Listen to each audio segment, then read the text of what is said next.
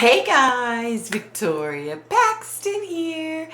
Thanks for stopping back by my YouTube channel. Hey guys, today we're going to talk about Alicia Showalter Reynolds. Don't forget about Friday Night Live, Friday night, 7:30 p.m. Eastern Standard Time, right here on my YouTube channel. Okay, you know the deal. Like, share, subscribe. It's free. This is for entertainment purposes only. Everything encompassing this video belongs to me. If you're a true psychic, then you have no reason to copy from me, right? If you're not a real psychic and you feel it necessary to steal from other people and you feel it necessary to steal from me, then I may have to do something legally.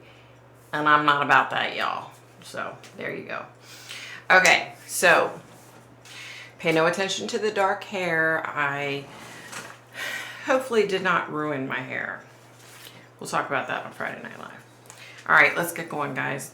On March 2nd, 1996, Alicia Showalter Reynolds of Baltimore, Maryland, said goodbye to her husband and left her home. It was a Saturday around 7:30 a.m., and she was planning to drive the 150 miles to spend the day shopping with her mother in Charlottesville, Virginia. I know the route, you guys. My doctors are in Charlottesville, so I know exactly the route she's taking, all that. She got into a Mercury Tracer to make the 155-mile trek. She never made it. Her mom, Sadie Showalter, waited at the mall for hours before deciding to finally contact Alicia's husband, who then called the police. Shortly after, her car was discovered in Culpeper, 50 miles away from the mall. There was no trace of Reynolds. A napkin left on the car suggested she was having car trouble. When the car was inspected, nothing seemed wrong. Okay, so per WHSV TV, several eyewitnesses reported that Reynolds had parked her car on Route 29 and was being helped by a tall white man in his late 30s to early 40s. He was also described as clean-cut and was seen driving a dark-colored pickup truck. When his description was released, nearly 20 women called police to say that they too had encountered a man fitting the description on the same highway. According to the Northern Virginia Daily, the women stated that the man made signals to them that something was wrong with their car. Some pulled over, some didn't. In the case when they pulled over, the man would offer them a ride.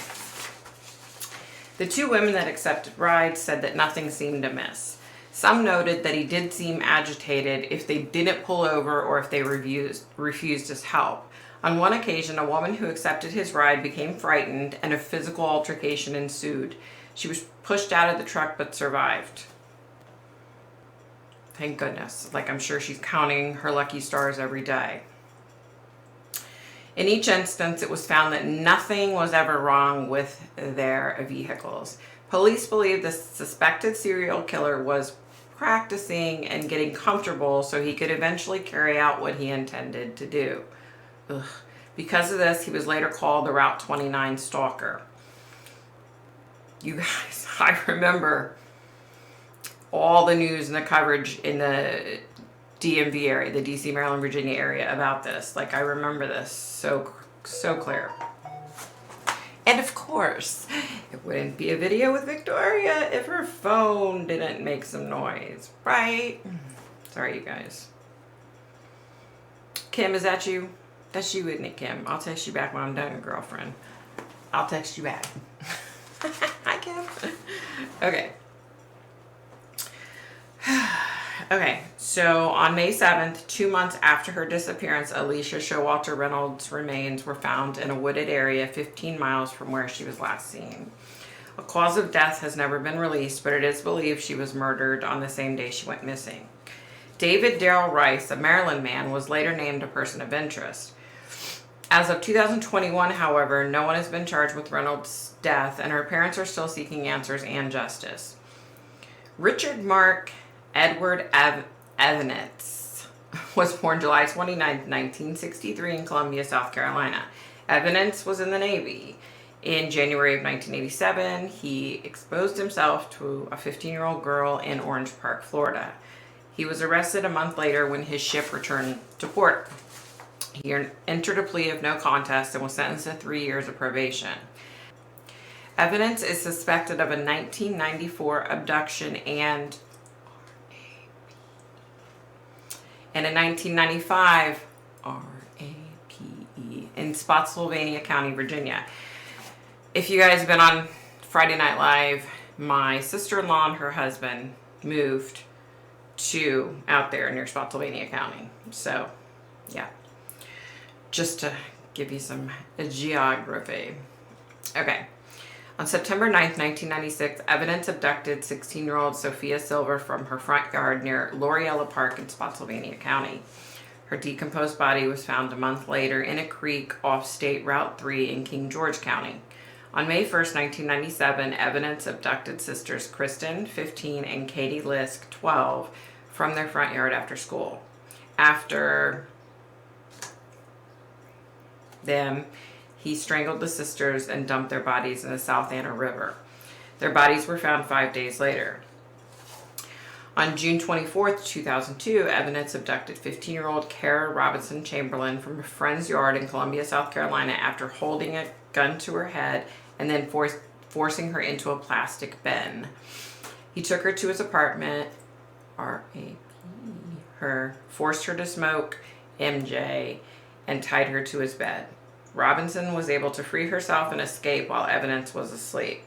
Not only was she able to free herself and escape, you guys, this is an amazing young woman. She was able to identify her abductor and lead them straight to his apartment.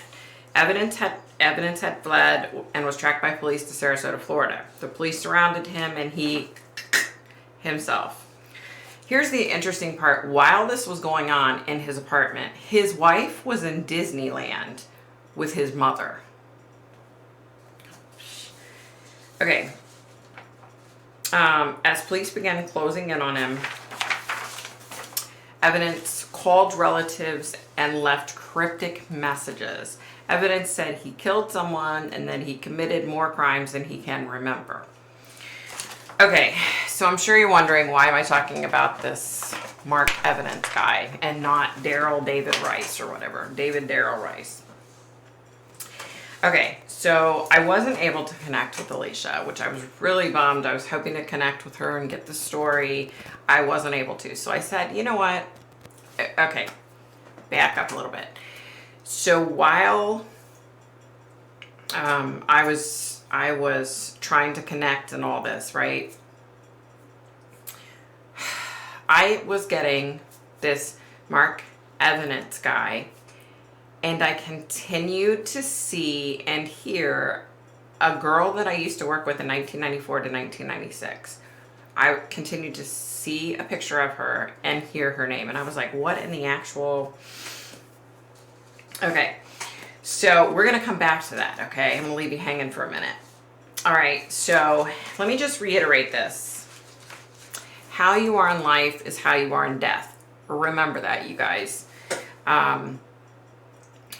So unfortunately, this evidence piece of shit came through.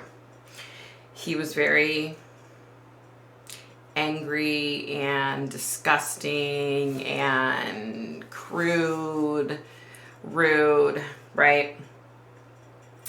So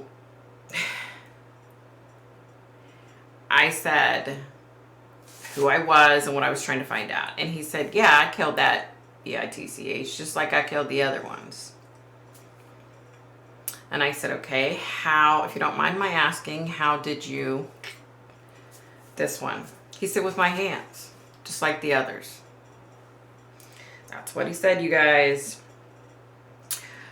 He was very rude and nasty and proceeded to continue to say some nasty things about her and what he did to her. And he was just really disgusting. So I was about to shut it down, right? But I had to get one last dig, you guys. I had to do it. You know, that's just me. Like, this guy's a piece of shit, right? So I said, oh, well, it's a good thing you are where you are because, you know, you're a PUSSY. Because you couldn't even stand up to the judicial system. So you took the way out and yourself. I said, yeah, you're just such a cool dude, you know. Said a few more choice things to him, and then I shut that shit down quick. What a piece of crap, you know. He's where he needs to be. Okay, he's exactly where he needs to be. Okay, so I also asked him about a double murder that I've been working on that happened, and I'll add that to the case when it comes up. But I did ask him questions about that double murder that I'm going to be doing a video on at some point. Okay, so let's just call my friend. She doesn't want her real name used. I don't blame her. Okay, hold on, guys. Let's just call my friend Betsy. Okay, so check this out. I kept seeing Betsy's face. Okay, so when I say that, it's like right here. I can see pictures and people and things when I'm like working on readings. So I kept seeing Betsy's face and hearing her full name, right? And I was like, what in the heck? So I called the Virginia State Police. And I explained who I was, and I said, this is going to sound insane, blah, blah, blah. The guy was really nice. And he tinkered away on his computer for a little bit, and he said, yes, she was involved in this. And I said, okay, that makes sense. So on a long shot, I contacted the company that I worked with her at years ago. In 94 to 96, I worked with her. And back then, she lived in Culpeper, and she commuted to Dulles Airport, which is kind of a hike, you guys. So I called, and they're like, oh, yeah, she's here, hang on. And I talked to her. I said, look, you know, I'm doing a video. I don't know if you want to be a part of it. She said, I do not want to be a part of it. She's like, I've done everything in my power to stay out of the limelight when it comes to this bullshit. You know, she's a very upfront person like I am, you know. She said, I don't care if you use an assumed name. That's fine. So I'm going to tell you what happened. And first, let me just say, she's alive today because of her intuition. Because she used her womanly intuition, okay? Women, especially, when you get this intuition, when that little voice in your head is telling you no, listen to it, okay? Okay, so she was coming home from work early because her son had an event at his school she wanted to go to. She was driving down Route 29 trying to get to his school, okay? And she said all of a sudden she sees this vehicle behind her, and he's flashing his lights and he's honking his horn and going crazy. And she said she just kept driving because she was like, what in the actual? He comes up on her driver's side and he's like pointing, and he's like, roll your window down, and pointing. And so she's like, what the hell? So she rolls her window down, and he rolls down his passenger side window, and he's like, your tire's messed up. You need to pull over now. And she's like, oh geez. So, ironically enough, the week before, she had went to the place where she gets her car worked on, and they had ordered tires for her, but they hadn't come in yet. So she thought, oh shoot, you know, because they had told her, they said, your tires are okay, they'll last until the tires come in, you'll be fine. So she's like, oh great, something's wrong with one of the tires. So she pulls over, she gets out of her car, and you know, she said it was hard, it was on Route 29, it was a busy road, right? She gets out of her car, she walks to the back, she looks at her tires, they look fine. She goes to get back into her car, and all of a sudden this guy's standing right there. And she realizes his pickup truck's parked in front of her. And he startled her, and she's like, oh, and he grabs her arm, okay? And he's like, come with me, I'm gonna give you a ride since your tire's messed up. And she's like, well, my tire's fine. She's like, there's nothing wrong with my tire. He's like, oh no, it's gonna blow any second. And she's like, no, my tire's fine.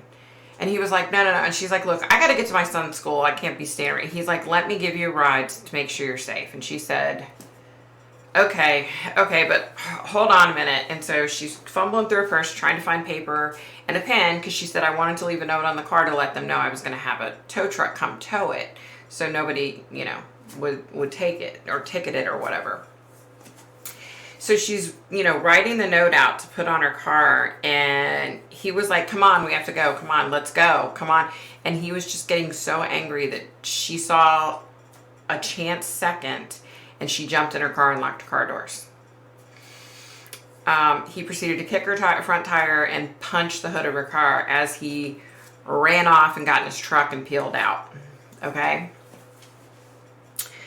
So later, she goes to the police to tell them what happened. And she even took the officer, she rode with the officer back to where it happened, right? And you could see where he had peeled out, right? And the police then told her that, look, there's somebody going around doing this, and thank goodness you didn't get in his vehicle, you know? So, you know, she said, like, there was just, you know, she just had that little voice in her head telling her, don't go with him, don't go with him. And she said as soon as she saw her chance to jump in the car, she did. You know, she said he was clean cut. She said, you know, he was agitated. And she said, I told her to go on Google and look up Mark Evidence. And she said she thinks that's the guy. You know, granted, it was years ago. Some victims, you know, have a hard time years later. But yeah, I just wanted to put this in there. What a scary thing to go through. And she said, she's like, I'm so over it. You know, she said she still has police officers call her and say, can you come in and look at this picture? Can you come in and do this? And she said, you know, it's like an ongoing investigation. So, but she said, I just don't want any part of it. I'm grateful to be alive, and I want to keep it that way. You know, so women, when you get that little voice in your head, listen to it. Listen to it, because chances are it'll say it could save your life, or at least keep you from going through something terrible, you know? So don't forget about Friday Night Live, 7:30 Eastern Standard Time on my YouTube channel. Be nice, be kind, stay safe, stay healthy. I hope everybody's doing good. I'm hoping everybody's planning their vacations and getting it going out this summer. And yeah, that about does it for me. Bye, guys.